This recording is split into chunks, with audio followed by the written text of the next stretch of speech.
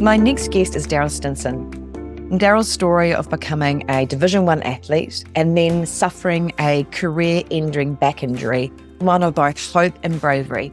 In today's episode, he's going to share his mental health struggle. And this episode does have a trigger warning, as we'll be talking around suicide, mental health, and depression. That doesn't mean that we can't learn from Daryl's journey, especially with what he does now so courageously to help others find their purpose. Welcome, Daryl, to the Bravery Academy. I'm really excited about having you here. And as I mentioned just before we started, it's because this topic that you're going to share today is very close to my heart. It's actually been one of the reasons why I do what I do for my purpose. And we're going to talk about purpose a lot in this episode. Before we start, though, can you tell me about where you're from and where do you live now? I'm originally from Michigan in a small town called Jackson, which nobody knows where that's at, but it's about an hour from Detroit. And Tony Dungy, who's a very famous NFL football coach, is also from there. So I grew up playing in Tony Dungy Stadium, a little fun fact about me. And currently I reside back and forth from Franklin, Tennessee to Metro Atlanta in Georgia. Amazing. So tell me about your career or your experience playing sport, because I think that's kind of where things started in many ways, right? So growing up in that small town, what was it like? Well, man, I mean, it's like the typical inner city street life type of thing that was going on in our communities. And for me, the only way I knew that I was going to get out of that dangerous environment was to either be a rapper or to be an athlete. And so I actually decided I was going to do both, did a little rapping and also to really go for it athletically. And if you've heard anything about my story, you probably know, didn't really fit in growing up and always felt like I was too white. I spoke too articulate to fit in with Black community. And then I wasn't like street enough, tough enough to really fit in with the Black community. So it was just like, I was too white for the Black community and I was too Black for the white community in a lot of ways. And so I grew up in that racial divide. And part of what solved that for me is I became really good at sports. And I noticed that it really didn't matter if I talked intellectual or if I talked street, if I listened to rap or I listened to country music. All that mattered is that I was getting recognized nationally for my athletic ability. And so, yes, I essentially became a top 100 athlete in the U.S. and earned full ride scholarship to play really football and basketball at Central Michigan University. Well, you played two sports. I thought it was just football. That's huge. Well, so I went to play two. And when I got there, they thought they were not going to use me my first year of football. And since football paid for my scholarship and they found out like this guy is better than we thought, they actually didn't allow me to play basketball because they didn't want me to get hurt. Interesting. I know. Still mad about that. Well, it's those dividing moments in life, right? Sliding doors where you could have had that experience. So your life was really on track and it was very much around your identity being an athlete. And that was really your ticket out, your survival mechanism to find a new way. It sounds like you were kind of in that survival mode a lot during your childhood and coming through. Yes. And so what happened as you went through that career then? Yeah, so I ended up getting injured at the end of my true freshman year, which was devastating for me because I was supposed to play at the next level. And I questioned why I was here. You know, like I knew people liked me for my gifts. I didn't think anybody liked me for me. And in a lot of ways, because I wasn't showing them me. One of the things I tell people all the time is it's really hard to be fully loved if you're not fully known. And so I wasn't letting the world know me. And I was hiding behind this facade of an athlete and of a jock and of a tough guy. And so when I got injured, that got threatened and I couldn't let it go. Sports just wasn't what I did. It was who I was. So I actually begged them to let me come back to the team and signed a liability waiver.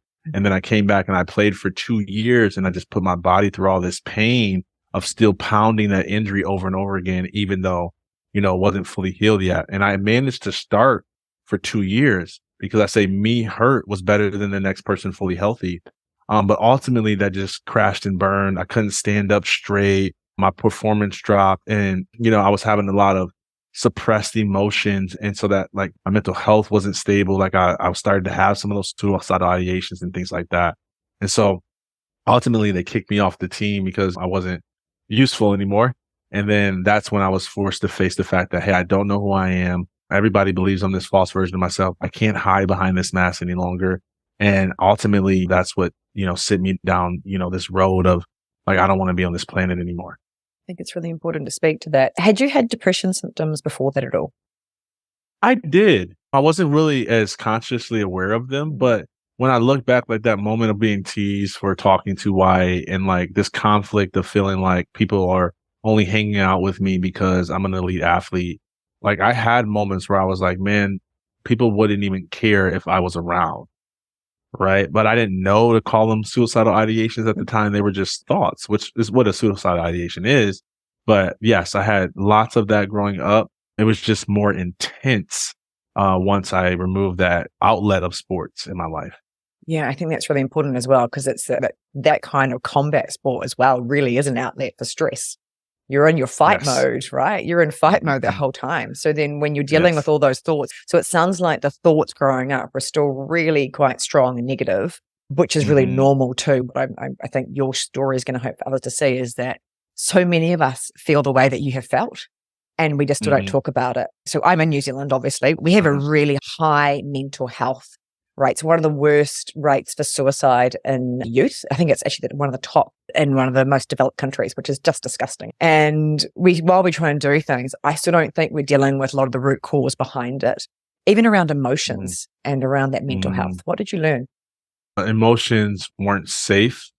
Emotions were not allowed. A couple of stories that I tell is number one, my mom primarily raised me as a single parent. My dad was around once I turned 5 or 6. He started to kind of come around joint custody. But for the most part, my mom was like my primary caretaker. And she was both like mother figure and father figure to me. And she was really concerned about me being too soft. And so she didn't want me to be soft. And so when I would cry or try to talk back or something, she would often be like, "Hey, stop crying."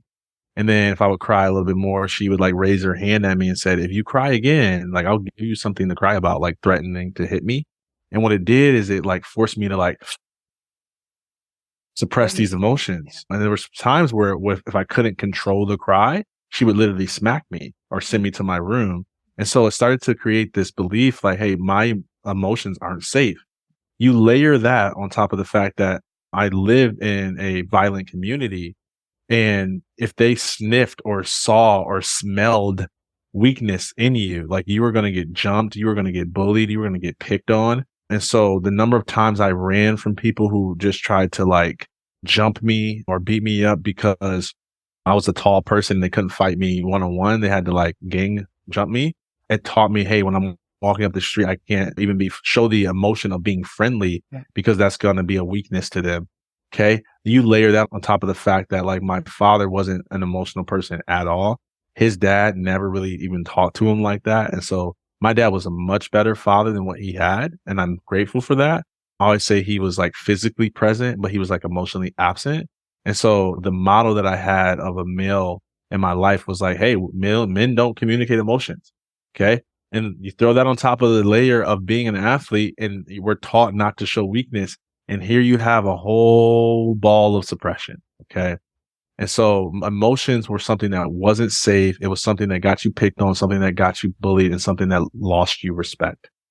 And particularly in your foundation of your life, which is your figures of like your mother and father.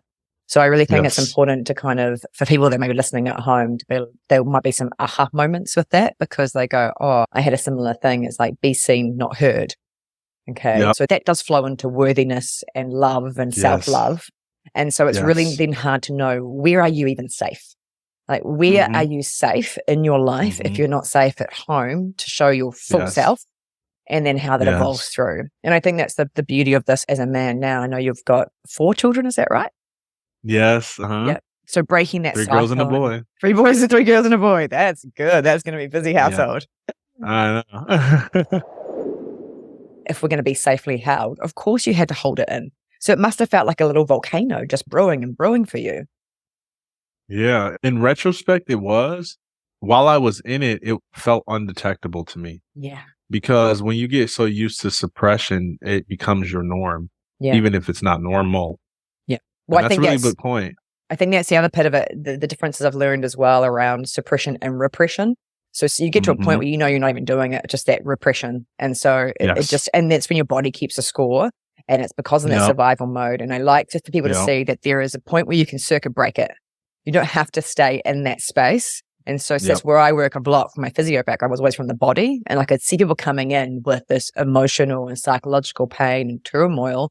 And I was like, well, your body's keeping Yeah. the score. Let's start with that. And that became the way in. But that can feel really woo to people as well, to kind of be like, to shift it. Or people might try yoga or mindfulness or meditation. They're like, it didn't fix it. I'm like, no, it probably won't, because your body's in survival mode. It doesn't even know how to get out of that.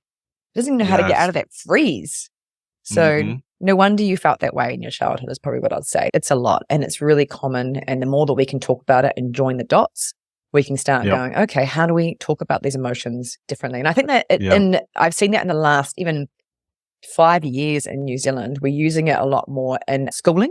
So kids are getting all the more information around how to express emotions, what emotions mean. And yeah, it's still kind of like bad, sad, glad, mad, but it's still a vocabulary that they're able to kind of at least articulate, which definitely was not given in that, or given that space to express it. And to figure out, it's like that response, right? That stress response, it has to finish. So your emotional response also has to finish for us to be like, oh, I've let it out safely. Yes. So good. You mentioned something that's so important in terms of being able to communicate, even if it's just sad, mad. Like sometimes that emotional vocabulary is helpful, because when you've been suppressed and repressed, you don't even have the words to describe how you feel. And that was what it was for me. The only emotions that I was allowed to exude within my community. When I say allowed, it wasn't like I obviously had personal power that I could have tapped into, but it wasn't like the culture. And I was allowed to be angry, and I could be frustrated, like rage was okay.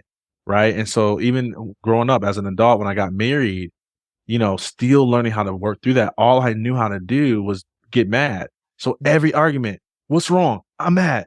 It's irritating. I'm upset. Da, da, da. And it's just like, really? And so I started going to counseling and doing work. And the emotional wheel was one of my work things I always bring into my work, because it's a game changer. Game changer. I mean, I would say changed my life for real. Because I know. And so my counselor was just like, well, what else did you feel? And I'm like, I don't know. I was mad. What else did you feel? Well, I was angry. What else did you feel? I was frustrated. And I had no emotional vocabulary. Well, I look at this emotion wheel and I'm like, I think I felt hurt. Hurt.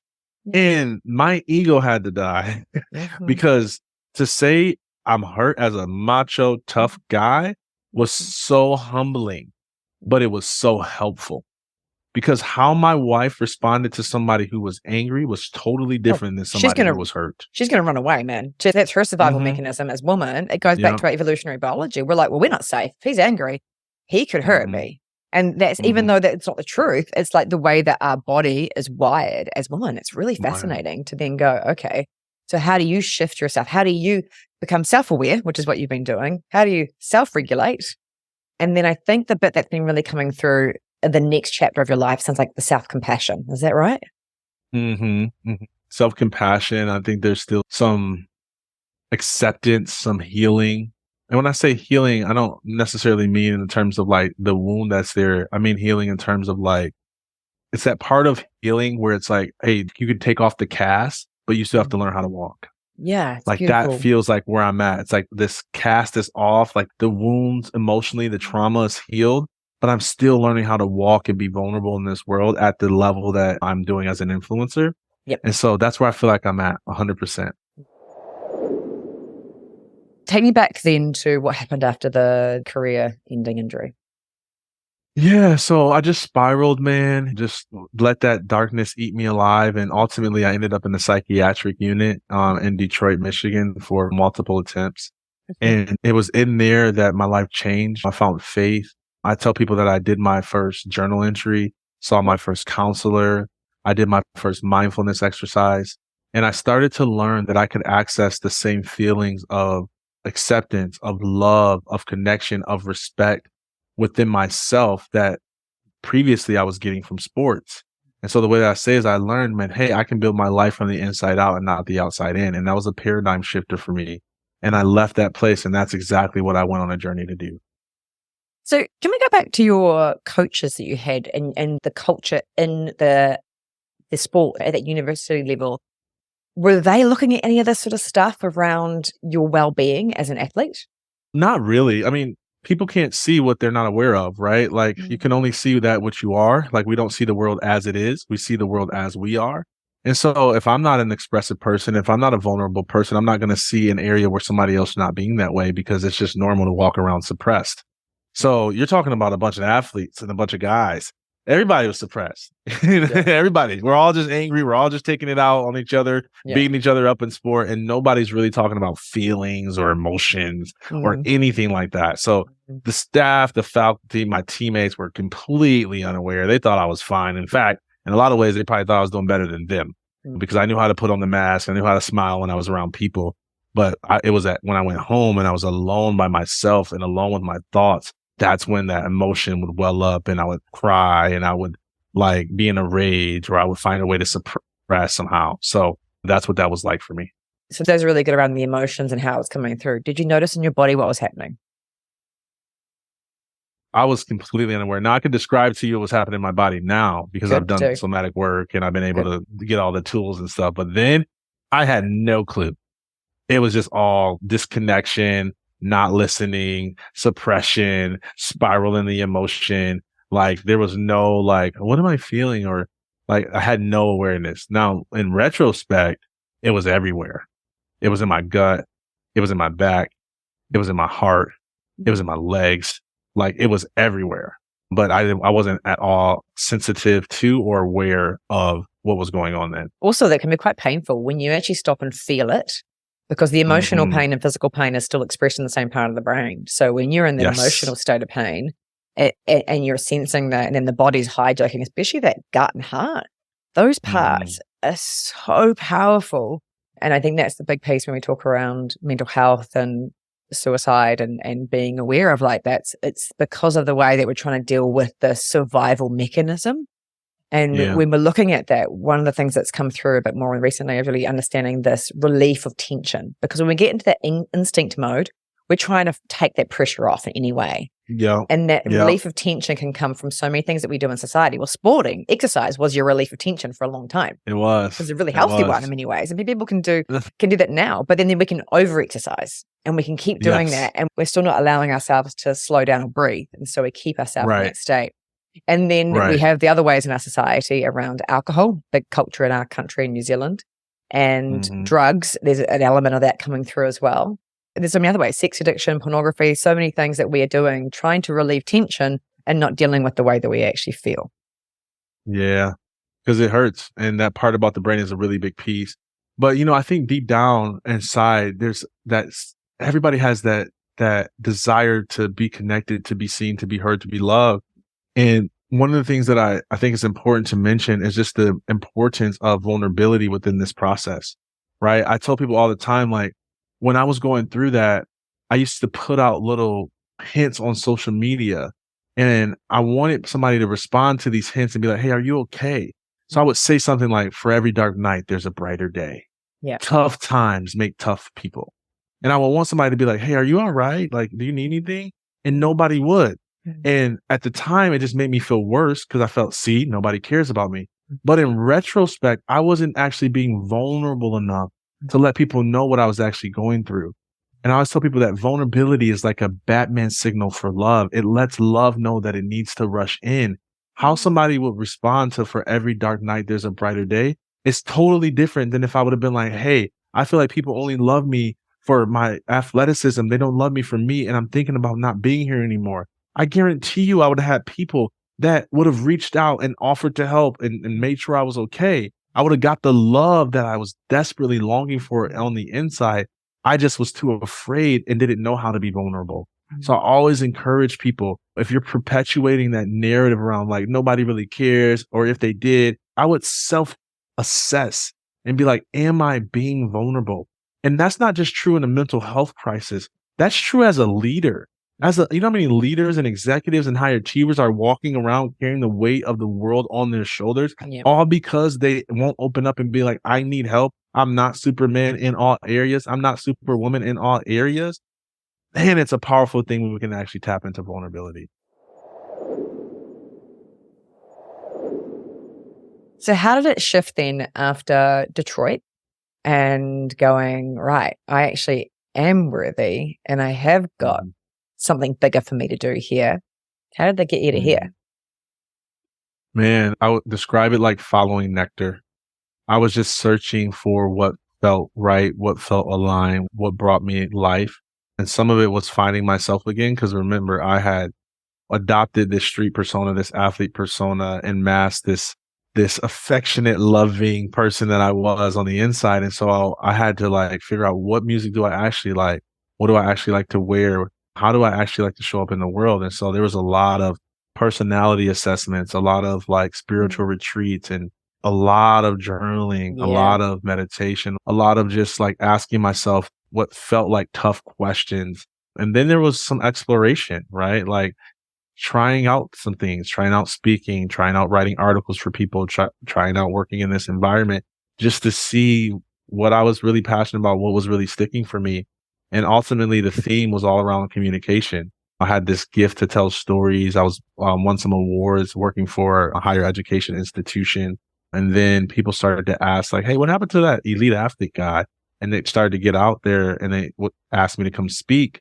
And I was like, nope, I'm a marketing consultant now, like I'm not doing that. Not trying to like talk about that area of my life. But ultimately, once I evolved to the point where I did that TEDx talk, that was it for me. Like, because it put a lot of the stories that I was afraid to share publicly out there on the world's largest stage. And then people started requesting me to speak on those topics. And so I had to show up and talk about them over and over again. And I was so insecure about my speaking ability because I was so suppressed. And so I had this like wall of like, if I'm really myself, I'm going to encounter that same rejection that I experienced when I was a young kid. And so there's a lot of hesitation, a lot of half stepping in that. But I had to keep showing up because there was a level of resonance that was taking place in the lives of other people. And they were like, man, there's this tall, black athlete guy that's being vulnerable on stage and talking about real raw issues.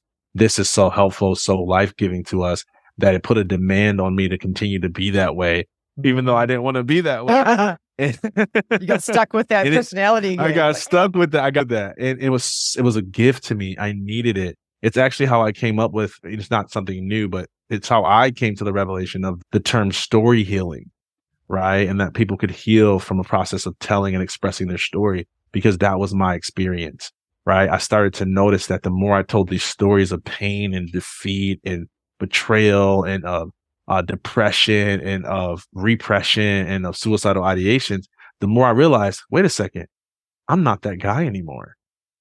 And it awakened me. And I'm like, whoa. And it was so healing to be like, man, you have a sound mind. You're giving life to other people when you didn't even have life to give to yourself. And it was just such a powerful thing for me. Do other athletes that you've worked with feel the same way? Like, would they have like their career, that vision has like just stopped? Man, it was like 2014. I remember like one of the times where I shared some of like my story about transitioning out of sports and the kind of like spiral down that I went through online on Facebook. And I'll never forget a former All-American track athlete. She was a female, called me and she said, she was bawling. She was crying. She was like, you're not going to believe this. I've been saying something's wrong with me and I didn't know what was wrong with me, but I heard your live and I heard you express your challenges with transitioning from athletics. And that is what I've been facing. That's exactly what I was going through. And she said, I was watching your live stream while I was at work and I was crying. And one of my coworkers came over to me and asked me, hey, are you okay?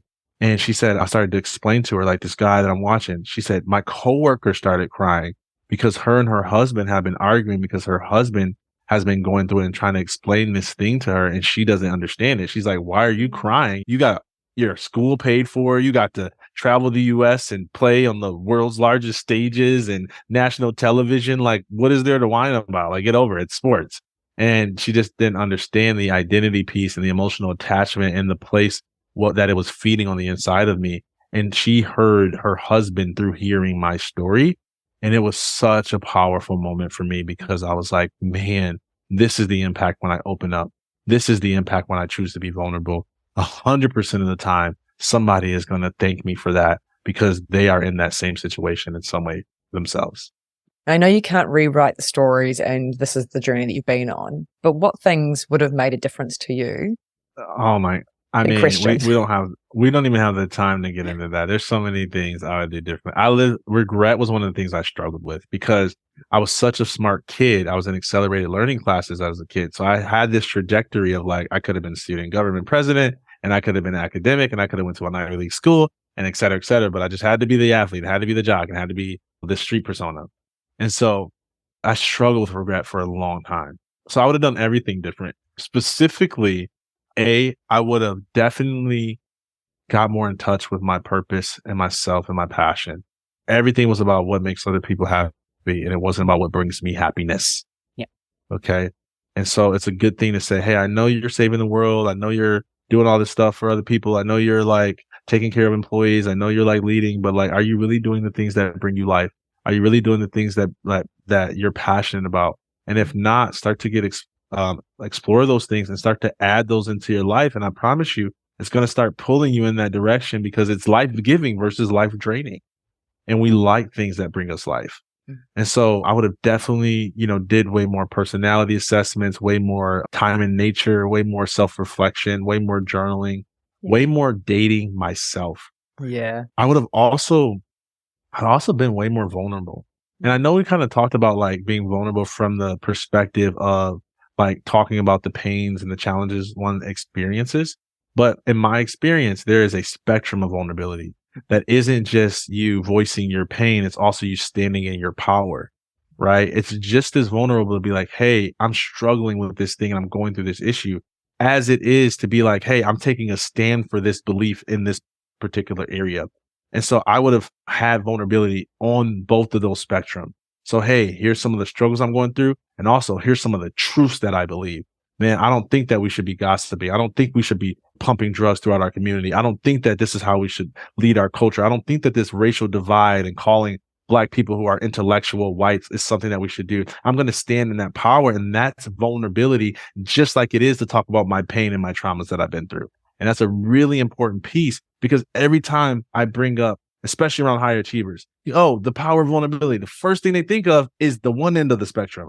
Oh no, I got to air my dirty laundry. Yeah. And it's like, yeah, you should, because it'd be healing for you. And stand in your beliefs, speak your truth, stand in your character and your values. That's vulnerability.